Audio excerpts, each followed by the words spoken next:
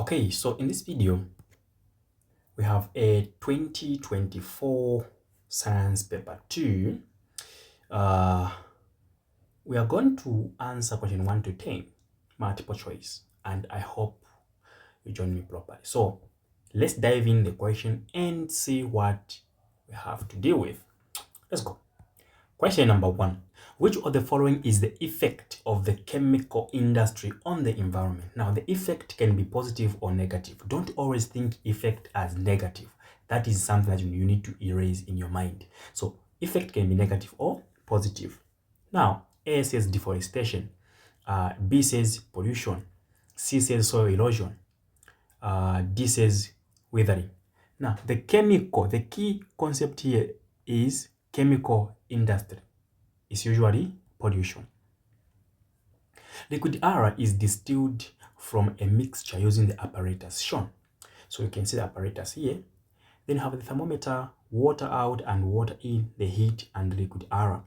During the distillation, the thermometer records a temperature of 157 degrees Celsius to 160 degrees Celsius. Which information about liquid air is correct? Option A says air is a mixture that can be separated by distillation. Okay. B says air contains two liquids with boiling points that to that.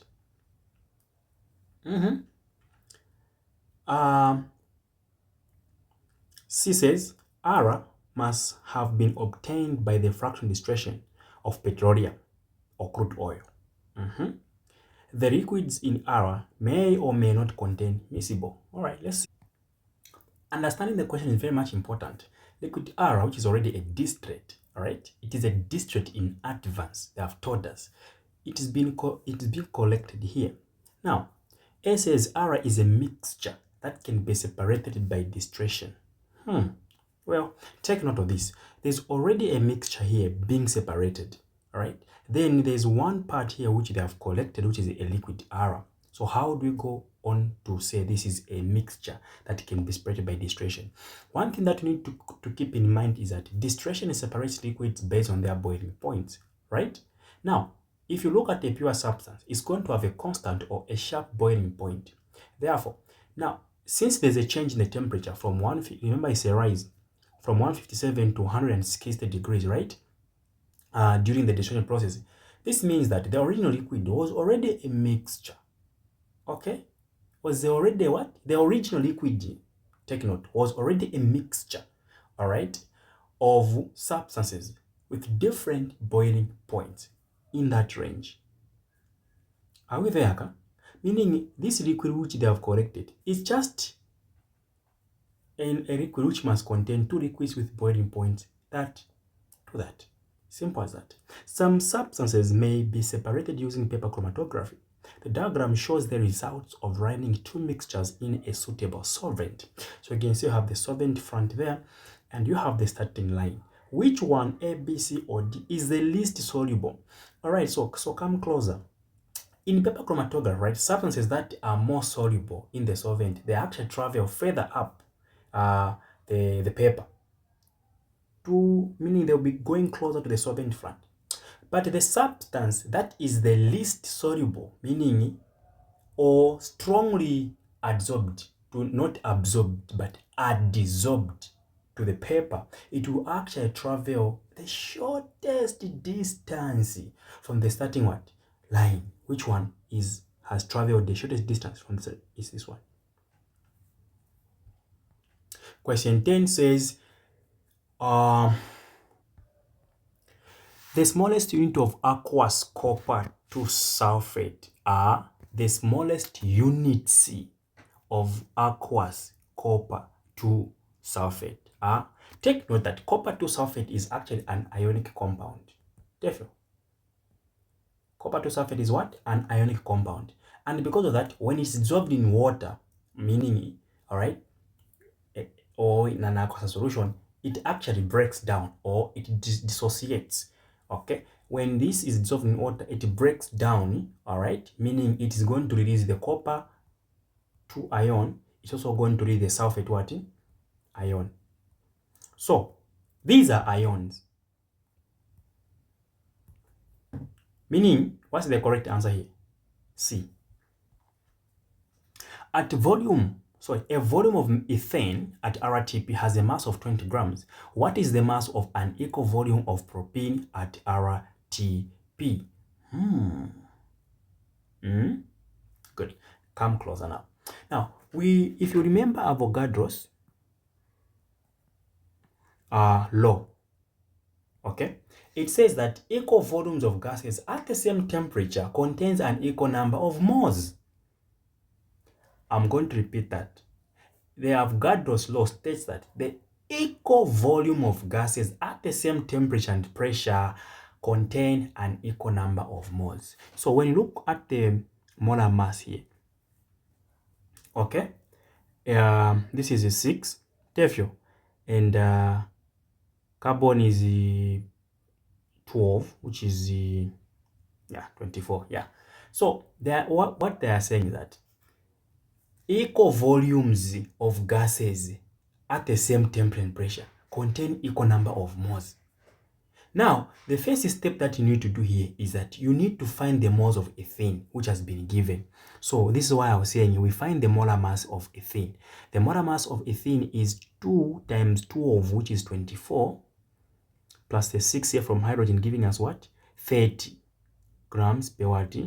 Per mole. Then from here, we can now find the number of moles. Number of moles is equal to what? Mass over molar mass. So the mass given here is 20 over 30. And we'll be getting like 2 over 3 moles. These are moles of what? Ethene. But Avogadro's law says that equal volumes of gases at the same pressure and temperature, they have the same number of moles. Now, okay, meaning because these two are the same, why are we saying they are the same? They are all at the same what? Standard temperature. So they are all at the same room temperature and pressure, RTP. So meaning they all have the same volume of 24 cubic decimeters. So they are at the same volume. Therefore, they have the same number of moles. This is what it states. Meaning even if propene has the same number of moles, 2 over what? 3 moles. Now, how do we find the molar mass? So you say the mass, making mass here the subject formula, it will be what? Number of moles multiplied by what? Molar mass. Number of moles is 2 over 3 times the molar mass of a propene. We have 3 times 12 is 36. 36 plus 6, that is 42.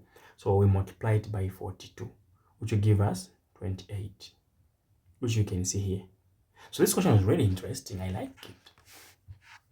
How many moles of ethanoic acid these react with 1 mole of strontium? All right, this one is quite easy. Okay.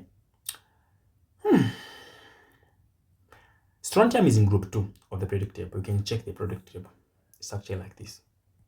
It's in group 2 of the periodic table. And ethanoic acid is what? Is a monoprotic acid, meaning it only dissociates to give us 1 hydrogen ion in water, right?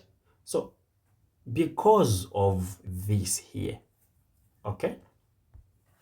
So just write the equation. Strontium plus ethanoic acid.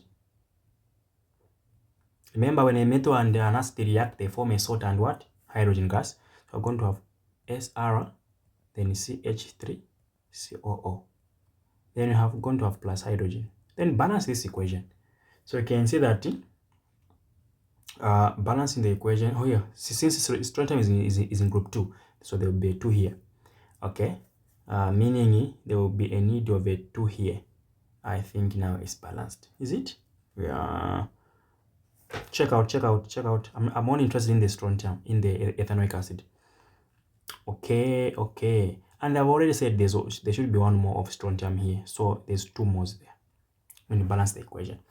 The correct ionic equation for the neutralization of dilute hydrochloric acid by sodium hydroxide is hydrochloric acid and sodium hydroxide. One is an alkali, one is an acid, and that's neutralization. And in neutralization, we always give you that and that, then giving you water. So these two combining to give you water. So what's the correct answer? If you answered A, you're correct. Which element will react with hydrogen to form a substance which, when in a solution, can conduct electricity? Electricity. Chlorine conducts electricity, which is true. How many lone pairs of electrons are in a molecule of ammonia? Do you know what lone pairs are? Lone pair electrons are electrons that are not bonded to anything. Okay? Now, when we look at ammonia, ammonia is surrounded by this. Meaning here, you've got 2 electrons, 2,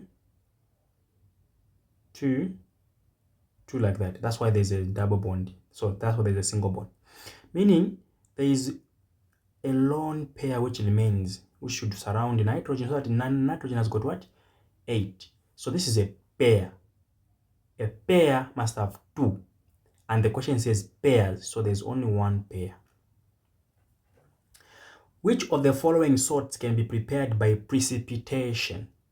Which of the following salts can be prepared by precipitation? A, B, C, D. Which one is the correct answer? So when you are preparing a salt by precipitation, you need to know that you are forming an insoluble salt. And what do you mix? You always mix 2 soluble solutions. And you need to recall that solubility rules here apply. Ammonia sulfate, for example, is soluble. And we know that all ammonium salts are what? Are soluble. Like I said, to prepare a salt by precipitation, you need 2 soluble reactants. Okay? And ammonium sulfate or ammonium salts are actually soluble. Copper 2 sulfate. Let's go to copper 2 sulfate. Copper 2 sulfate is soluble. But most sulfates, most what? Sulfates are also soluble. Next, read 2. Iodine. This one is insoluble. By the rules of solubility, you must be able to know that. Zinc sulfide is what? Soluble. So, which one is correct answer? What was I saying? Oh yeah, we need to prepare insoluble soluble.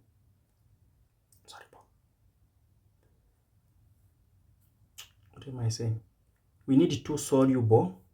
We need 2 soluble to prepare an insoluble. Yeah, like this. We need 2 soluble to prepare an insoluble. So the one which is insoluble is this one. A salt. This one is a soluble. These are soluble salts. These are soluble what? Salts.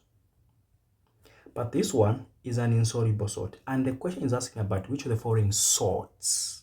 So here they were playing with the laws or the rules of solubility. Got it? All right.